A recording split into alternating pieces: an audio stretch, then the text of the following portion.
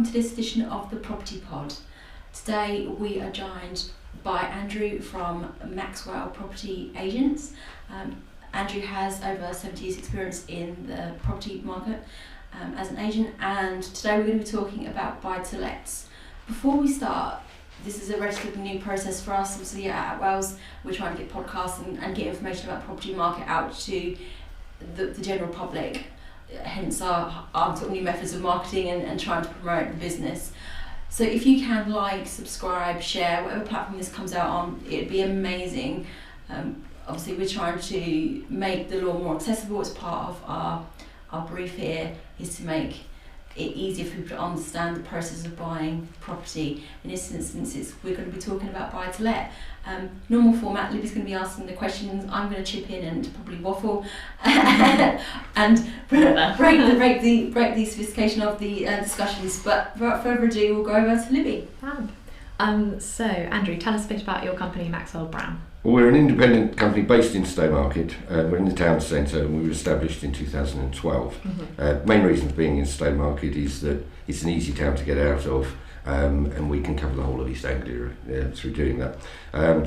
We're a small company. There's just myself, my wife, the dog, and an employee. Oh, I saw that on your website. Yeah, the dog. Yeah. Very nice. The dog's an integral part of the business. Yes. And eats too many treats, but never mind. Our business deals mainly with residential sales and lettings across Suffolk, Essex and Cambridgeshire. And we pride ourselves on very personal service, no airs and graces, and looking after people's best interests, going that extra mile to ensure that we reduce the stress involved in moving. The problem with moving is that you're tending to deal with at least 2, if not 3, of the most stressful times in people's lives, and if we can help to alleviate some of that and smooth the path along with our friends at Attwells, etc., then we will do so. I think the one thing that's come out of our business is that the amount of recommendations. We're very humbled by every time somebody asks on Facebook a recommendation in Stowmarket for agents, either letting or sales. More often than not, we are recommended more than any other agent, which is lovely to have. Great. A lot of business comes back from past customers that have appreciated what we've done to help them. It's great. It's always the best form of marketing, that fun word of mouth. Yeah. Even now, let's move into more of a digital platform with Facebook and Twitter and things, but it's still the same basic principles of word of mouth marketing. It's great. The recommendations. The person matters, and whether it's a tenant, a landlord, or somebody with a large or small house, you treat them the same way, and you get it back in droves. It's pleasing when that happens. So what actually is a buy-to-let property? Well, in essence, it's a property that somebody purchases to let out to the private sector rental. And with the hope that they're going to get a good tenant and a decent income. Yeah. And do you think COVID-19 has changed the buy-to-let market?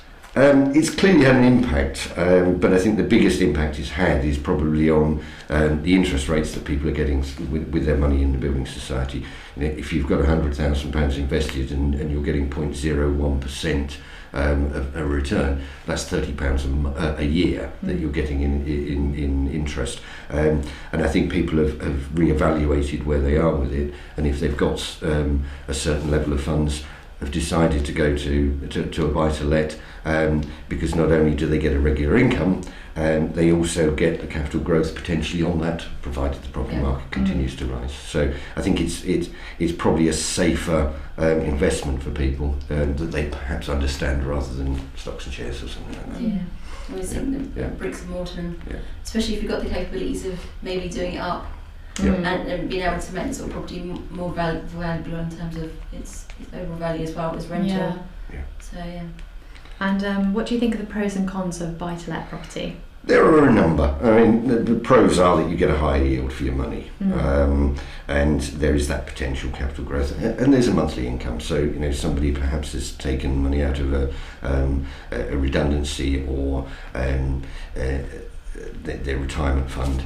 By putting that in there, they're getting a monthly and a reasonable monthly income. The cons to it, the money's tied up for a long period. there is no point in buying a buy-to-let for 6 months and then selling it on again. The costs involved outstrip the advantage.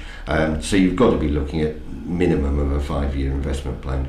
If you suddenly need that money out, as we all know, with the process of getting a tenant out, selling the property, etc., that can be a negative. The income is not guaranteed, because if you get a long void period, you can be sitting there with a house that you're paying council tax for and this sort of thing and not getting any money in. A lot of legislation changes, and I suppose the other one is that when you buy a buy-to-let investment, you pay an additional 3% surcharge on stamp duty. So you have to factor that in as part of the costs of your investment. Hence, we go back to the point of the short term doesn't work. Definitely. It's quite a commitment, isn't it, I think? Oh, absolutely. But it's good. I think you get quite a big return on investment for most of it. Yeah. We've got landlords who bought from us maybe 4 or 5 years ago, whose properties are now in some cases worth 100% more than they paid for them. Wow, So it's been a good investment long term. Yeah. And sort of what extra costs apart from that are involved in getting a buy-to-let property? Well, the extra costs are that you've got to make it safe. You've got to ensure that you are complying with all the legislation, such as compliance with gas safety, CO monitoring, smoke detection, electric safety, and all those sort of things. There's obviously the ongoing maintenance and insurance of the property, and I suppose one would say that the costs of an agent are part of it. Having said that, with the change in legislation that has occurred over the last few years, I've seen a number of landlords come to me who have got themselves in a little bit of a pickle because they've decided not to use an agent, and found that they don't know what they're doing, or all of a sudden they've got a problem with a tenant and they don't know how to resolve it. So it's a worthwhile cost, because it brings back the returns in droves. I think so. It's almost like having someone you can just chat to about any sort of issues that you may have, even even if you can't sort of answer their questions or resolve every issue, you have got that soundboard, and that is that bit of protection, which I think some people will overlook and just think, okay, well, I can just rent this out. They're my friend, or etc. We've heard that story quite a lot, yes. And that's a sort of one of those things you just don't do that, because it's wrong. it's great when you first start and everything's it's positive, but once that relationship goes sour, if it goes sour, not when, sound really negative when it goes sour. If it ever goes sour, there's a problem, you really need something to fall back on. So having an agent really gives you that sort of buffer and protection. I definitely recommend it. My best advice to anybody who's thinking of a buy-to-let is take away the sentimentality. Don't be sentimental about it. Look at it as a bar of gold. If you invest in gold, you never actually see that bar of gold. No. And you just enjoy the benefits from it. If you're sentimental about it, then you tend to find that you will be more lenient with the tenant than you should be, and your investment will not grow the way it should. And the whole point about an investment on a buy-to-let is that it is an investment and nothing more. You're too attached to actually think about it in a business perspective. Absolutely. Yeah. And whereabouts in the local market right now would you recommend purchasing? Well, the way the rental market is at the moment, anything is renting. The rents are going up quite substantially, and we're finding we're putting property on the market, and the moment we press the button on Rightmove or on the market, the phones are ringing, and the great thing about that is that there's a good choice of tenants, so you can make sure that the right tenant goes in. There are pockets and there are areas which I wouldn't recommend people to rent in, but that's a case of looking at what they're investing in and this sort of thing. I suppose the one point that people have got to bear in mind, and it is a big thing, is that blocks of flats with cladding are a little difficult. Yes. Yeah. Yes, definitely. There's a lot of complications there, I think. Indeed, they're best probably avoided. Don't do that. Recommend against it. And where do you think? What should a buyer be looking for in a potential buy-to-let property? I think the most important thing about it is you've got to look at it from a point of the quality of the property that you're renting out. There's always been that adage, you get a bad house, you get a bad tenant. It needs to be something that's in good condition. I always go on the adage of, would I live in it myself? Oh, yeah. If not, then it needs changes. I would say that anybody certainly going into buy-to-let for the first time really ought to look at something relatively modern that is going to be fairly maintenance-free. There are plenty of those about, let's be honest. Yeah. And when you say modern, do you think more like done up in the last few years, or sort of like a new build property? Yeah, I would say something that has been, if something's been fully modernised and renovated to a high standard, even if it's an older property, then that's great. But a lot of my investors tend to go for properties that have been built in the last 15 years or so. The problem with buying a new one is you're paying that new homes premium, which I was reading the other day is as much as 29% above what the real market is. So. I would personally avoid a brand new one, but something easy to maintain. Yeah. And do you sort of see many people actually going into buy-to-let, buying an old property, and then sort of renovating it and doing it up to make more money from that? Or no, I tend to find that people who buy properties to renovate, buy them and then sell them on, and make the capital growth within that improvement. The downside to doing it up and then putting somebody in is that by the nature of having somebody in a property, you do get wear and tear. So if you've got something sparkling initially, unless you're intending to keep it for 10 years, then you're probably better to buy something that's ready done. I wonder how that changes now with the change of COVID and how the town centre is changing in terms of a lot of the commercial properties and offices and blocks that we used to have. We're seeing it now, they're gradually changing into apartments and flats. So I wonder if that's going to have an impact on the buy-to-let market in terms of sort of more smaller landlords looking at office blocks that maybe are not as large and Quite potentially. I mean, I think there's going to come a point. I mean, it's not the case at the moment. There is going to come a point where perhaps that might flood the market to some degree. And if that does, then obviously that's going to result in potentially rents dropping, which some people say is a great idea. Let's be frank. But yeah, we've got to do something about our town centres because they are they're struggling. I know we've certainly, where we are situated in Princess Street, we're in the head office, we work in the head office in Ipswich.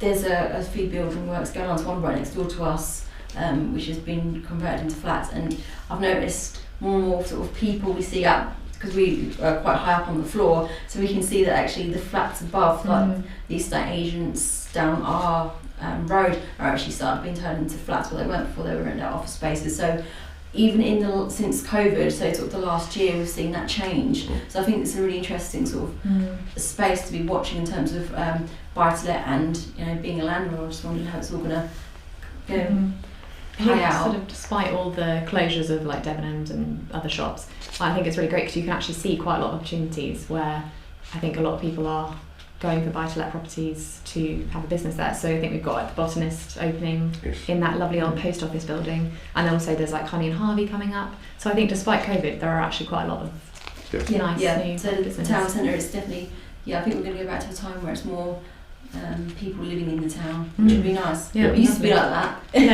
was like that once upon a time. It'd be nice to used see to that. on every corner. And does the buyer need sort of any, going back to buy-to-let, need to pay any tax on the property itself?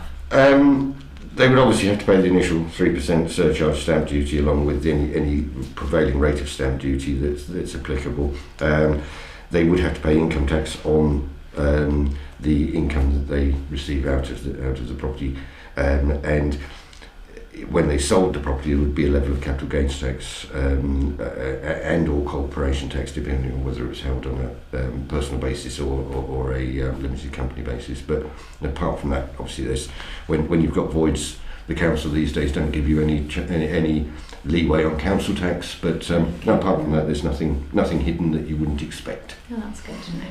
And once the buy-to-let property has been bought, what are the buyer's responsibilities as a landlord? Quite a lot. My real statement on that is have it managed Have it managed by a company that will actually take all that away from you. Legislation is changing all the time. We have the fit for human habitation laws out. We have the right to rent. There's obviously the relevant safety with gas safety, electric safety, smoke detection and all the like there. There's also legislation in terms of holding deposits. You can't just put it in your bank account now. It has to be held by a government guaranteed scheme. And obviously there's the tax and the repairs. So it can be a bit of a minefield if you put it with an agent that will actually manage your property properly. You haven't got to worry about the fact that your gas safety is going to run out on the 4th of July. They will do that and get it sorted. Same with electric safety, they have to be done every 5 years. And just making sure that they maintain everything and don't put you in a situation where you can be liable, because the point is that it's the landlord that is liable. The agent takes on that responsibility for them to a certain degree, but at the end of the day, you are liable for ensuring that the property is safe and that there's no discrimination in terms of tenants going in, etc. Yeah.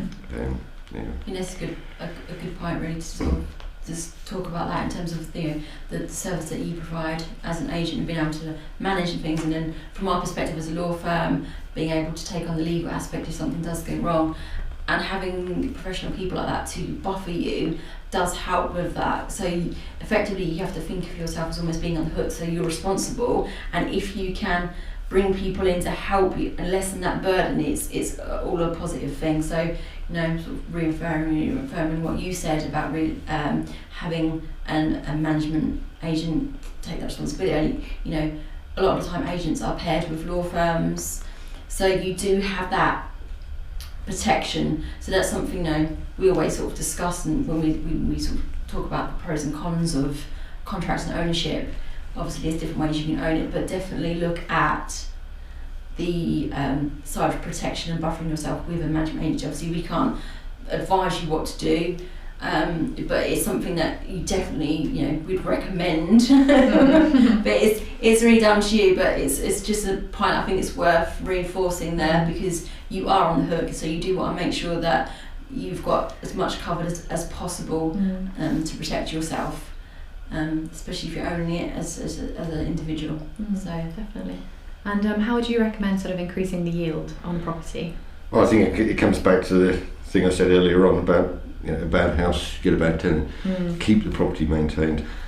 You have to bear in mind that the property does deteriorate as people go in, and fair wear and tear can change a property from a very nice property into one that needs work. And I think the advice really is for the landlord to ensure that they do keep up the maintenance on the property, and have it managed so that it is inspected, and any problems or potential issues are brought up and dealt with then.